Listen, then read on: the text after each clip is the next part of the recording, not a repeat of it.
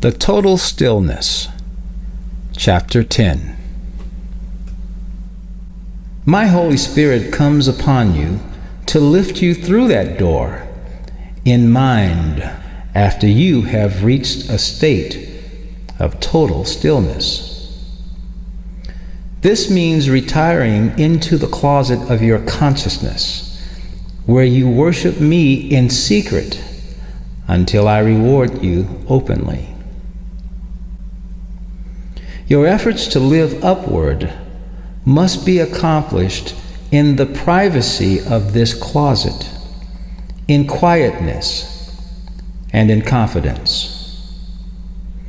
The flame of enthusiasm which truth has lighted in you was not intended to be dissipated in idle talk, in efforts to reform your relatives and friends, or in attempts to teach the great Christ message.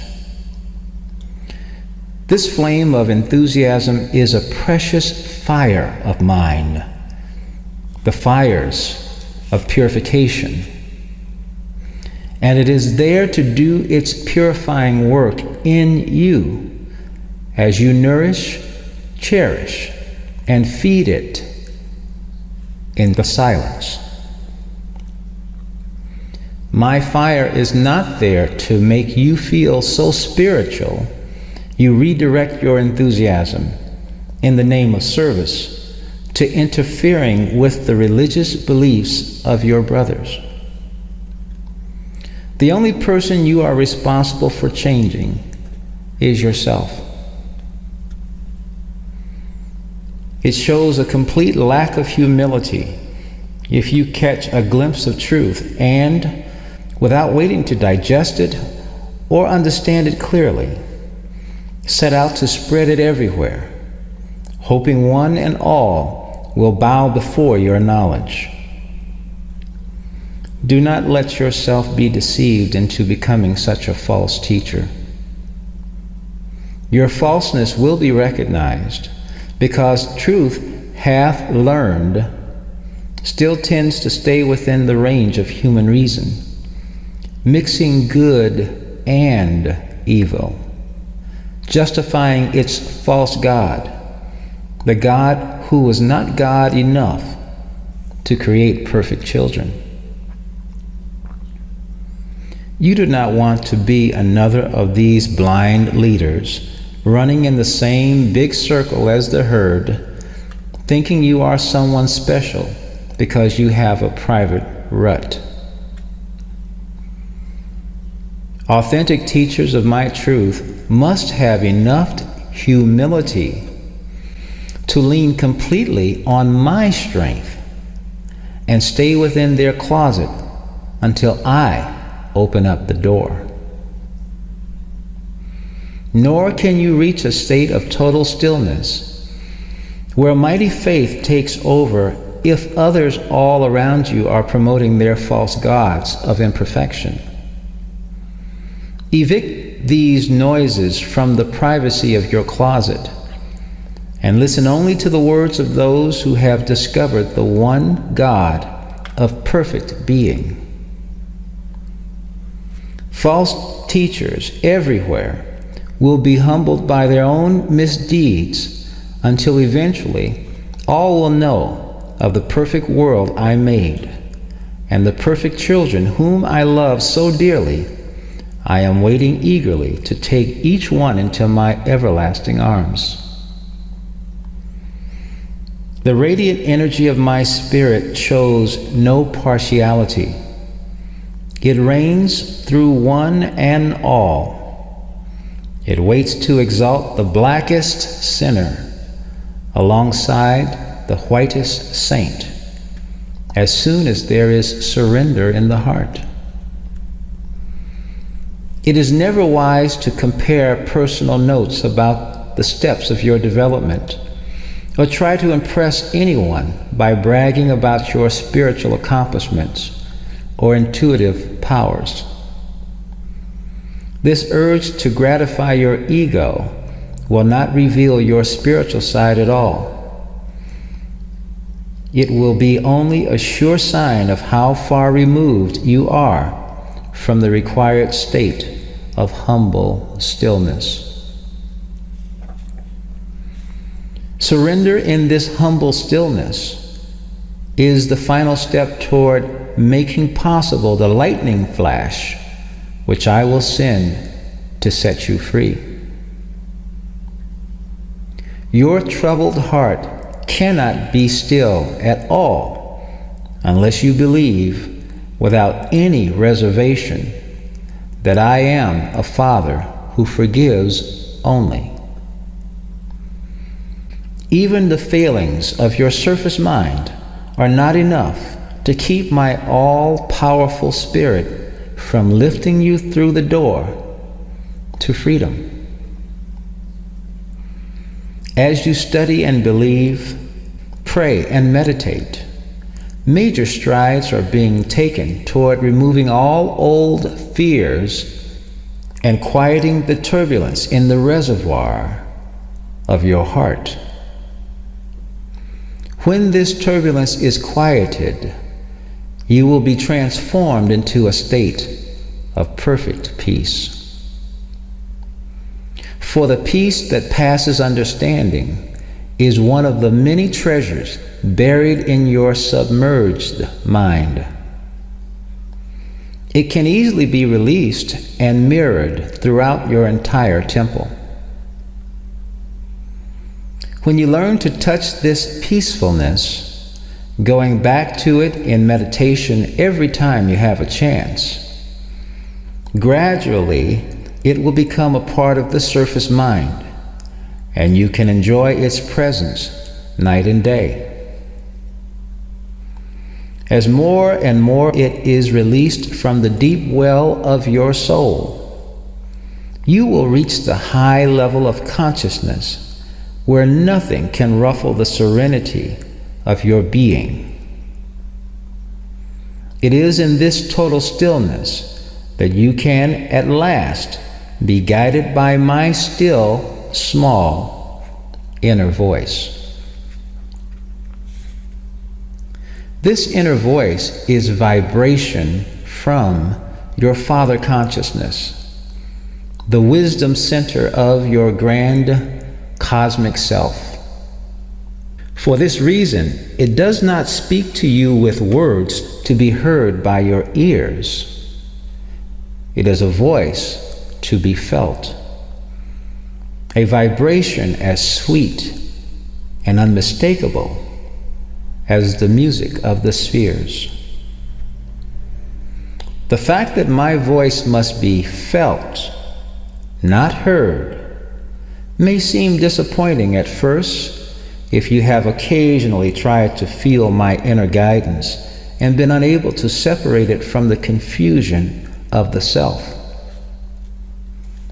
This difficulty has risen because you have not treated the mind and body as one, and because negative emotions have dulled your state of consciousness, thereby dulling your receptivity to the delicately refined vibrations of the Spirit.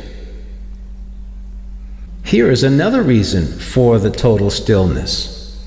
With repeated, faith-filled practice, you can resharpen your sensitivity to the point where my voice really does vibrate in your surface mind, like a beautiful note of music, ringing loud and clear, leaving not a single doubt that you have heard its message with unmistakable accuracy.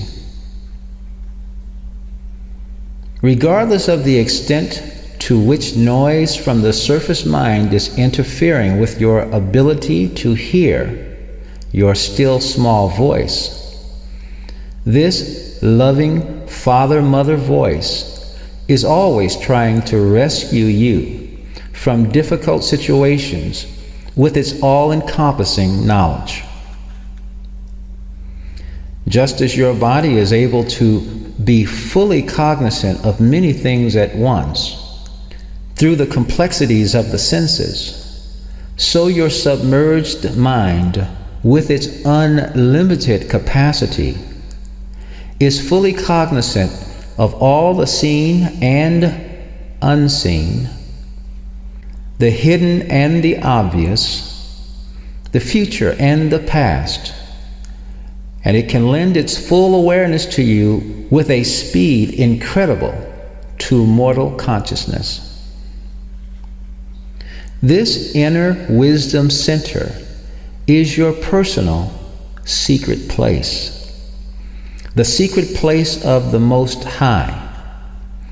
And if you want to become fully conscious of it, abiding in the shadow of its almighty protection, you need only to be still, very, very, very still, and practice the long-lost art of listening.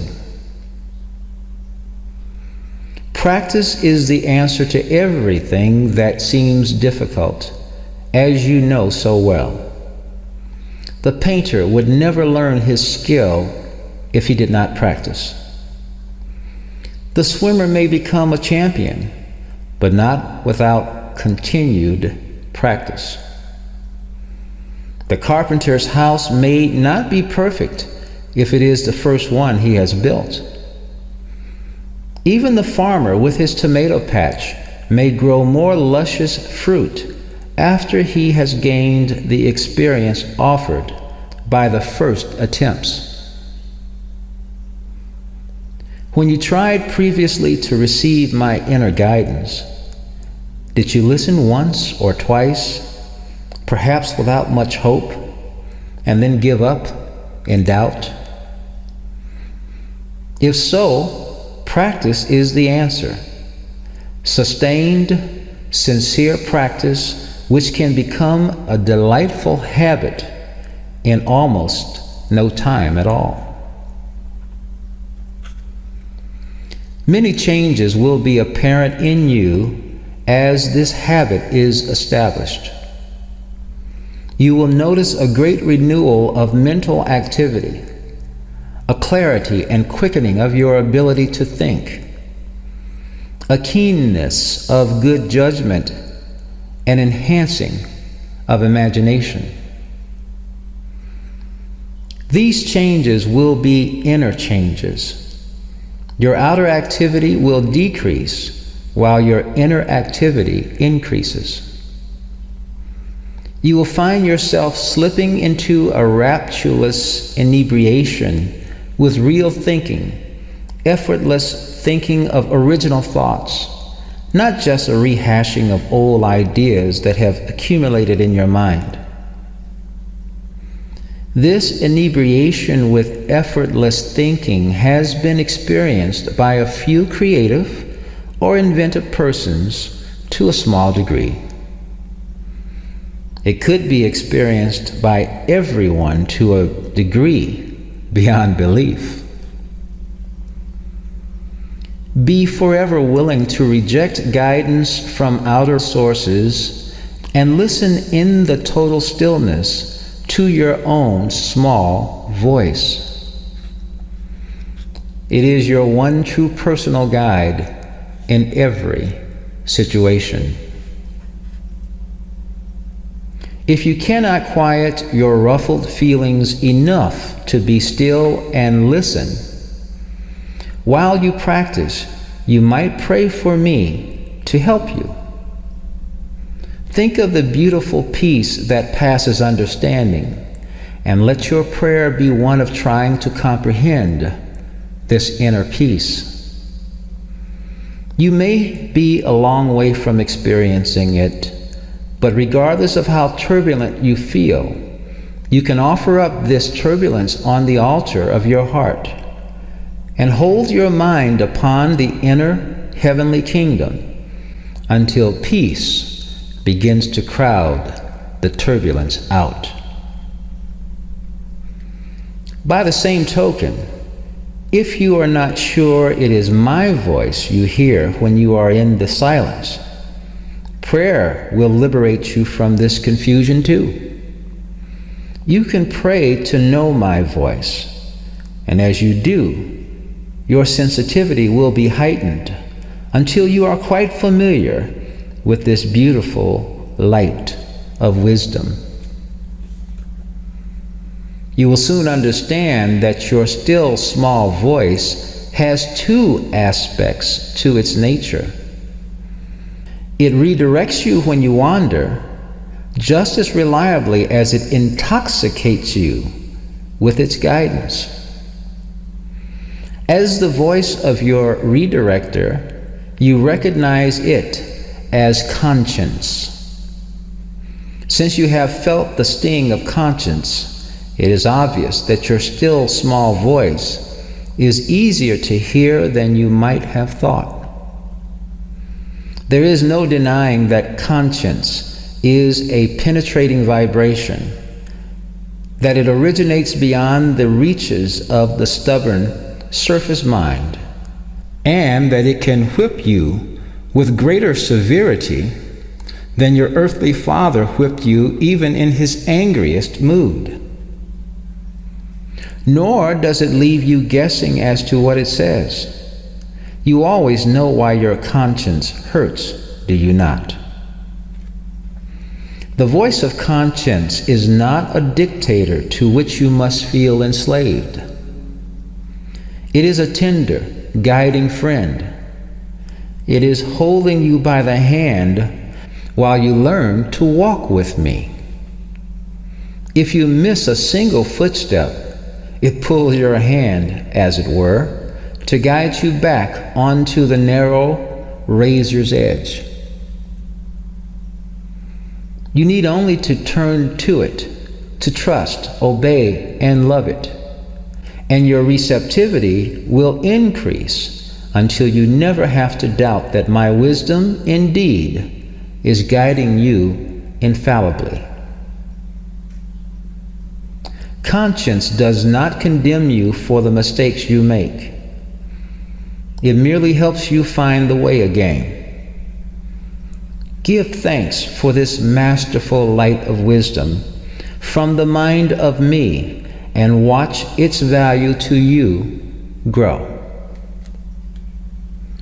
In its other aspect, as intuition, the still small voice can lure you upward like the sweetest beckoning song. Here again, as you realize that intuition is your father-mother mind in communication with you, your sensitivity to it will be greatly heightened. This aspect of your still small voice may not be as easily heard, however, as the stinging voice of conscience. You may need to be so totally still that you can hear your own cells singing before the vibration of intuition, with its embodied message, can be clearly heard by you. Be very still and practice listening. Ask me anything you want to know. Then wait in quietness and carefully watch your thoughts. Do not strain or make an effort. Just sit in silence and let my coherent light play across the weary brain cells of your surface mind. From the depths of this total stillness, the voice of intuition will spring up like a musical note, and you will hear its message as unmistakably, as understandably as the message from your conscience. Not only will it lure you into more creative thinking, it will be your source of truth, and you will know what you believe and what you want to do without knowing how you know it. With the help of intuition, the surface self will come to realize what a hopeless task it undertook in trying to manage the affairs of life without omniscient mind. It should then be delighted to surrender to my will.